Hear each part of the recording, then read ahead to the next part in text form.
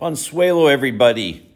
Okay, today I'm going to go through a few things about degree. And some of the things that Alex does can kind of be confusing regarding degree. So I kind of want to clarify something.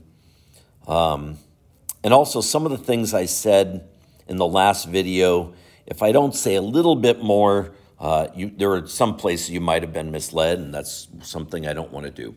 Okay, first thing, this has to do really with Alex, okay? It says, gives you this problem. This is not about graphs, really, okay, this problem. It says, solve the problem. Okay, this is the way Alex shows you to do it. I'm going to show you that first, and for now, that's all you need to know, and then eventually, in a couple of days or whatever, I'll show you really the way this should be done.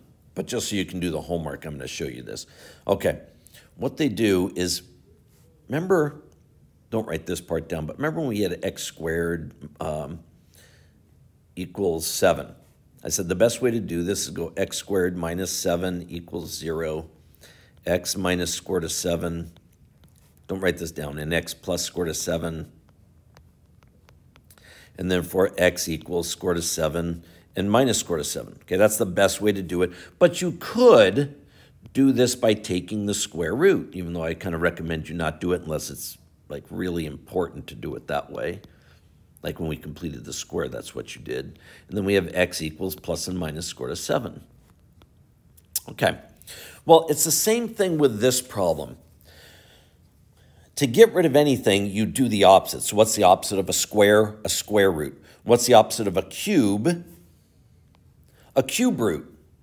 So you can solve this by taking the cube root. All right. The only problem, though, is if you do it that way, so I'm going to get rid of all this stuff, that you don't really need for this problem. It might kind of mislead you, but do it that way for now, okay? And then eventually I'll show you the way it should really be done. So we're going to take the cube root of both sides. And now the cube root of x cubed is not absolute value of x. It's only x. And again, I know I've never explained why that is. I'll do it eventually once we get to radicals. And then what's the cube root of 8? It's 2. And there is only one answer to that. It's not positive and negative 2, because if you cube negative 2, it doesn't give you 8. Okay, that's fine. That's good enough for your homework, do it, etc., etc. But really, this is the way it should be done. Really, we should set it equal to 0 and factor it. Now, you don't know how to factor that right now. That's okay. It's not your fault. Eventually, we'll get to it. But I'll just show you some. And the reason why I want to mention this is because I've told you, when I first talked about degree back a few videos ago, that the degree tells you how many answers there are. And so you could look at this first way of doing it, the way Alex does, and say, well, x cubed should give me 3 answers. How come there's only 1? Okay, there are 3. That's why it's better to do it as factoring. But let me show you what happens. Now, I'm just going to do this real quick. You don't know how to do this. I won't expect you to know how to do this, but this does factor into the following. X minus 2, and I'll explain this in a couple of videos, x squared plus 2x plus 4. Okay? And then what happens? We set each of those equal to 0, but you don't need to write this down. Just listen. The only thing you need to write down is the first way I showed you. I'm just showing you this. Again, it's one of these things, I'm just showing it to you now, so later on when I show it to you, you don't go, hey, but before you told us all we had to do was take the cube root. I'm saying right now, all you have to do is take the cube root because that's what Alex does. But really,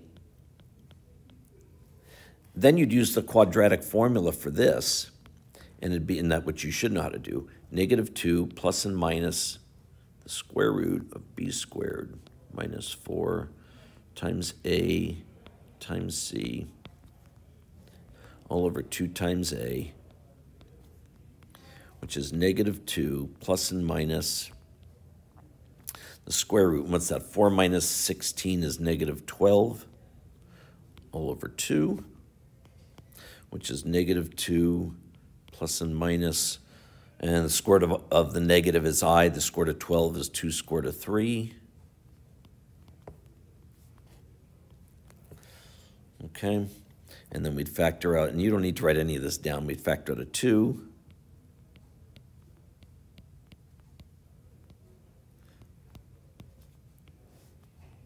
And then we'd cancel the 2's. Okay, so there are 3 answers to it. Okay, I don't want to mislead you, but for now, don't worry about it. Why? Because I haven't shown you how to factor the x cubed minus 8. So I can't reasonably expect you to find the other 2 answers. But there are 3 answers. But notice that only one of them gives you a real number, the 2. The other 2 are imaginary, and therefore they're not x-intercepts. They're zeros, but they're not x-intercepts. And since we're talking mainly about graphing here, that's why, you know, we're kind of ignoring the imaginary ones. Now, this problem, the second problem here, find the x-intercepts where x equals x cubed minus 8. I've kind of already done that for you. Okay, remember, there are 3 zeros. 2 is one of the zeros. Negative 1 plus square root of 3i is another 0, and negative 1 minus square root of 3i is another 0. But what are the x-intercepts? Just the 2. Why? Because that one's the real number. Okay, and again, that's why we're kind of just emphasizing that right now. Okay, so remember, a 0 and an x-intercept are not necessarily the same thing. An x-intercept has to be on a graph. An imaginary number doesn't plot on a graph. So they're zeros, they're values of x that will give you 0, but they're not x-intercepts. Okay, having said that, again, I just put in problem 2 here because I don't want to mislead you on something. Okay, so if we solve this, again, you could do it by taking the square root, which is fine. Myself, I prefer to do it by factoring. You know, if it's convenient. Back when we completed the square, the problems were not convenient to factor, so. And so we have x equals 5 and negative 5. If you want to put plus and minus 5, that's fine. If we have x squared plus 25 here, okay, we'd have x plus 5i, and I've shown you this before, and x minus 5i.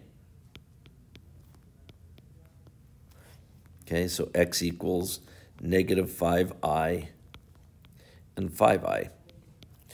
Okay, now find the x-intercepts for these. Well, you know, what do? To find the x-intercepts, you put 0 in for y, and then you factor. And we do the same thing down here for this one.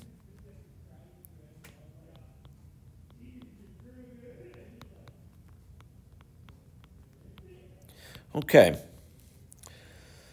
so here we'd get x equals 5 and negative 5. Therefore, those are the zeros.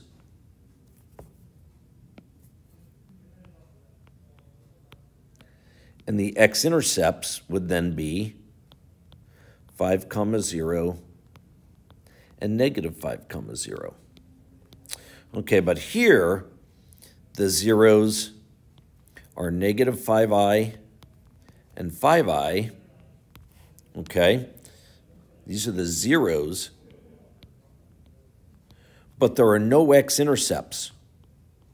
And I know I'm saying this kind of a lot, but I want to emphasize a 0 and an x-intercept aren't necessarily the same thing. And I guess I'm trying to emphasize a lot because a lot of times in the first semester, I kind of talked a lot about how they are kind of the same thing, but not perfectly. So again, I'm just trying to show you how they're not the same thing. Okay, so that's just a quick clarification regarding degree. So hopefully that kind of helps you.